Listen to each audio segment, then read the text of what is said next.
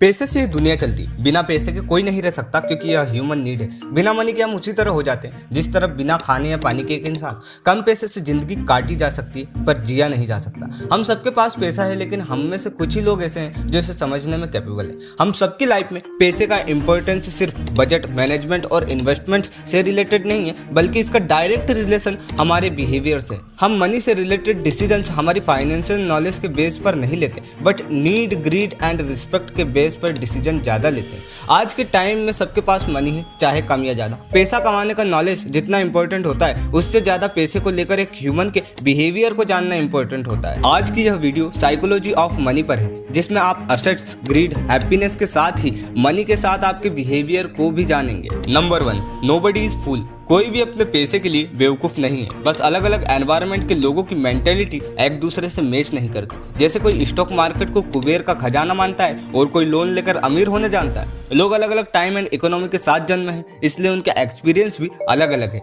दुनिया कैसे चलती है इस बारे में हर किसी का अपना अपना एक्सपीरियंस है। एक गरीब व्यक्ति उस तरह से नहीं सोचता जिस तरह से एक अमीर व्यक्ति सोचता है। इसका मतलब यह नहीं हो जाता कि गरीब व्यक्ति ना समझे। एक्चुअली ऐसा इसलिए होता है क्योंकि गरीब गरीबी में पला बड़ा है। दूसरे शब्दों में, मनी से रिलेटेड आप कुछ ऐसा जानते हैं जिसको मैं नहीं जानता, और मैं कुछ ऐसा जानता हूं जिसे आप नहीं जानते। जैसे मेरे और आपके मनी मैनेजमेंट एंड बजट बनाने के तरीके डिफरेंट है। यह वर्क हमारे एक्सपीरियंस के बेस्ड पर होता है। If we have financial knowledge so हमें लॉटरी बाय करने का ख्याल भी बेवकूफी लगेगा, लेकिन शायद जो लॉटरी खरीदने वाला हो उसे ना लगे। शायद वे लोग हमसे डिफरेंट थिंकिंग रखते हो क्योंकि उनका एनवायरनमेंट अलग है। जैसे गुड सैलरी वाली जॉब मिलना बहुत मुश्किल है। हम कार, हेल्थ और खुद पर इन्वेस्ट नहीं कर सकते, क्यों ना लॉटरी खरीदे। माना कि इसकी संभावना लाख में से 10 है, लेकिन हम हकदार हुए तो हम लॉटरी के थ्रू वे सब कुछ पा सकते हैं जो हमें चाहिए। किसी के लिए थिंकिंग नॉनसेंस हो सकती है, लेकिन कोई इसी थिंकिंग पर चलकर अपने डिसीजंस भी लेता है। Number 2, what is enough. जब इंसान को अपना इनफ नहीं पता होता तो उसके मन में लालच पैदा होने की संभावना ज्यादा होती है। रजत गुप्ता का जन्म कोलकाता में हुआ था। लगभग 45 इयर्स में वे सीईओ बन गए मैकिन्से के, और 2007 में वे रिटायर होकर US and world economy firm में काम करने लगे। वे बिल गेट्स के पार्टनर और 5 पब्लिक कंपनी के बोर्ड ऑफ डायरेक्टर्स में भी शामिल रहे। झुग्गी झोपड़ी से निकलकर रजत बहुत सक्सेसफुल हुए, लेकिन ज्यादा पैसे के लालच में आकर अपनी रिस्पेक्ट और बहुत सा धन गवा बैठे। उन्होंने इल्लीगल इनसाइडर ट्रेडिंग की, जिस वजह से पुलिस ने उन्हें गिरफ्तार कर लिया। उनका करियर मिट्टी में मिल गया। आखिर इतना पैसा और सफलता के बावजूद भी रजत गुप्ता ने ऐसा क्यों किया जिससे वे तबाह हो गए? इसके पीछे कुछ मेन रीजंस है, जैसे सोशल कंपैरिजन, जिस वजह से आज के लोग सबसे ज्यादा डिप्रेस्ड हैं, क्योंकि आज के वक्त में इंटरनेट के थ्रू हम दुनिया के लोगों को देख, सुन और जान सकते हैं, लेकिन पहले ऐसा नहीं हुआ करता था। इंटरनेट के पहले भी सोशल कंपैरिजन होता था, जैसे स्टडी में मार्क्स का कंपैरिजन, ऑफिस में वर्कर्स का, लोगों से लोगों के धन संपत्ति से संबंधित कंपैरिजन, जो आज भी होता है। सबकी अपनी योग्यता होती है, इसलिए कंपेयर करना बुरी बात है। ह्यूमन बिहेवियर, मानव की प्रवृत्ति है कि जो उसके पास होता है उसे वह नजर अंदाज कर देता है और जो उसके पास नहीं होता उसे पाने की कोशिश करता है। जैसा कि हमने रजत गुप्ता के केस में देखा कि उन्होंने इनसाइडर ट्रेडिंग की थी, हालांकि उन्होंने गलत किया। इसके अलावा कुछ चीजें ऐसी होती है जिसका रिस्क नहीं लिया जाना चाहिए, जैसे respect, goodwill etcetera. Number 3, compounding. आज पूरी दुनिया वॉरेन बफेट के बारे में जानती है, जिन पर 200 से ज्यादा बुक्स लिखी जा चुकी है। ये द इंटेलिजेंट इन्वेस्टर के लेखक बेंजामिन ग्राहम के स्टूडेंट रह चुके हैं। बफेट एक गुड इन्वेस्टर है, लेकिन वे बचपन से ही एक इन्वेस्टर है। उनकी धन संपत्ति का राज कंपाउंडिंग है। हम इसे चक्रवृद्धि ब्याज की तरह देख सकते हैं। जो भी धन हम इन्वेस्ट करते हैं उस पर इंटरेस्ट मिलता है, और वह इंटरेस्ट हमारी इन्वेस्टेड मनी से जुड़ जाता है, और इंटरेस्ट सहित इस बढ़ी हुई रकम पर फिर से इंटरेस्ट मिलता है। यह सिलसिला चलता रहता है और पैसा बढ़ता रहता है, लेकिन इसमें time and rate of interest matter करता है। यह कंपाउंडिंग है। Number 4, real rich person. असली धनवान वह नहीं होता जिसके पास बहुत दौलत हो। असली धनवान वह होता है जो इस दौलत को बनाए रखने में सक्सेसफुल हो। दौलत बनाए रखने के लिए एक डिसीजन के साथ नॉलेज ऑफ मनी भी इंपॉर्टेंट है। जैसे एक व्यक्ति को वसीयत में बहुत सा धन मिला, लेकिन कुछ ही सालों में उसकी तिजोरियां खाली हो गई। उसने बहुत से डिसीजंस लिए थे बट उसके पास लैक ऑफ नॉलेज था। वहीं एक दूसरा व्यक्ति था जिसके पास एक कीन डिजायर था अमीर होने का। उसने अपनी मेहनत और नॉलेज के थ्रू बहुत सा पैसा इन्वेंट किया। उसके पास personal finance, management and investment का नॉलेज था और उसके हालात बहुत बढ़िया थे।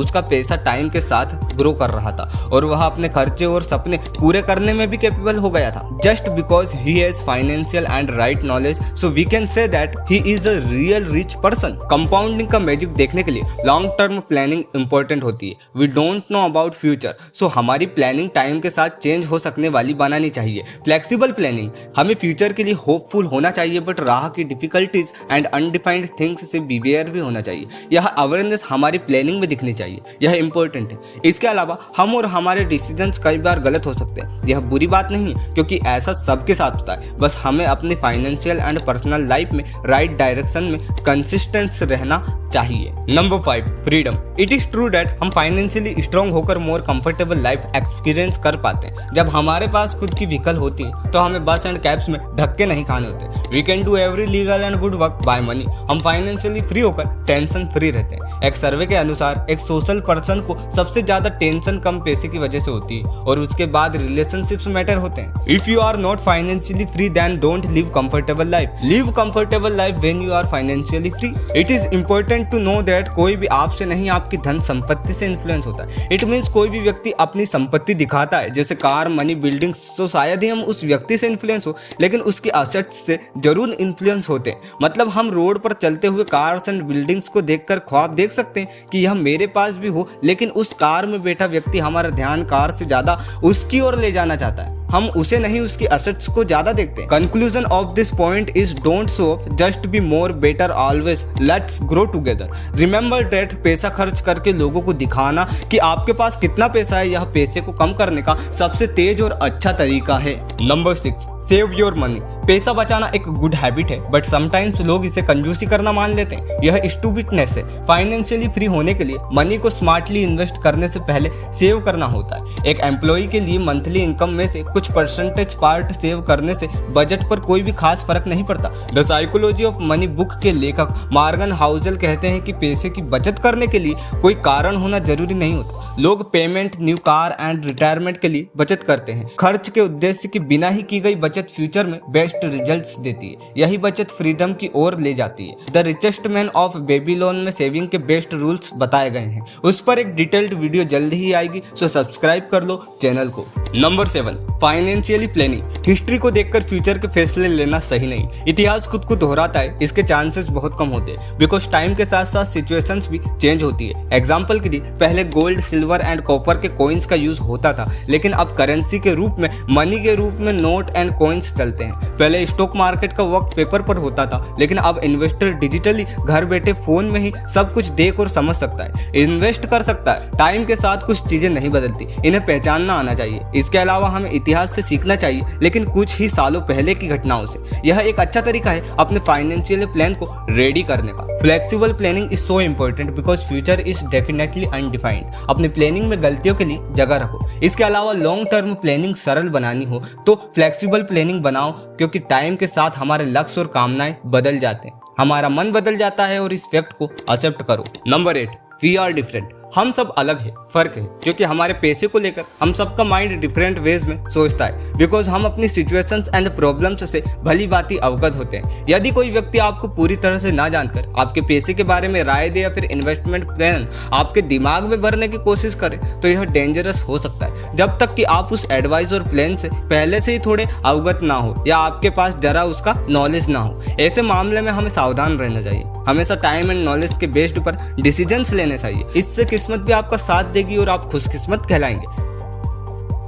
डिफरेंट टाइप्स के लोगों की डिफरेंट थिंकिंग होती है बिकॉज एक्सपीरियंस डिफरेंट होते हैं। इंसान निराशावाद की ओर ज्यादा ध्यान देता है, जैसे कोई एक्सीडेंट की न्यूज। अब एक एग्जांपल से समझते हैं कि एक मिडिल क्लास फैमिली के एक बॉय के फादर ने हर्षद मेहता स्कैम 1992 के बारे में जरूर सुना होगा, but by the lack of knowledge उनके मन में शेयर मार्केट के लिए एक नेगेटिव इमेज क्रिएट हो गई। जब वह बॉय स्टॉक मार्केट के इंटरेस्ट को अपने फादर के सामने शो करेगा तो उसे डांट पड़ेगी या फिर कुछ नेगेटिव थिंग्स सुनने को मिलेगी, जैसे यह एक जुआ है, बड़े बड़े लोग बर्बाद हो चुके हैं, यह अमीरों का खेल है इत्यादि। उस बॉय के के फादर गलत नहीं है, क्योंकि उन्होंने जो देखा, सुना, समझा, एक्सपीरियंस किया, उसी के बेस्ड पर उनका यह बिलीव बना। अब उस बॉय को अपनी ओर से एफर्ट डालकर न्यू थिंग्स एक्सप्लोर करनी चाहिए, तभी वह ग्रो कर पाएगा। जब तक नॉलेज ना हो कुछ भी चीज नहीं माननी चाहिए, सुनी सुनाई बातों पर विश्वास नहीं करना चाहिए, बिना प्रमाण के किसी भी कथा कहानी पर बिलीव नहीं करना चाहिए। पहले जानो तो सही। इन द एंड हम कंक्लूजन पर आते हैं। आपने इस वीडियो से क्या सीखा?